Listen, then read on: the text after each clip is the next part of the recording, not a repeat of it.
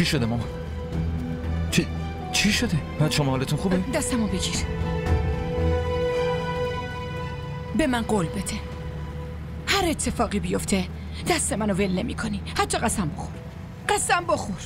من قسم میخورم که دستتون رو ول نکنم. خب چی شده؟ شما خوبی؟ با من بیا دیگه. مامان چی شده؟ کجا؟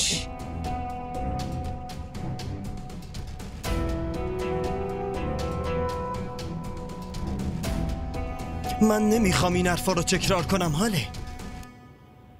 اگه من نامزدی به اسم شفق داشتم، پس تو هم نامزدی به اسم حمزه داشتی، اما بازم ادعای عشق و عاشقی کردی.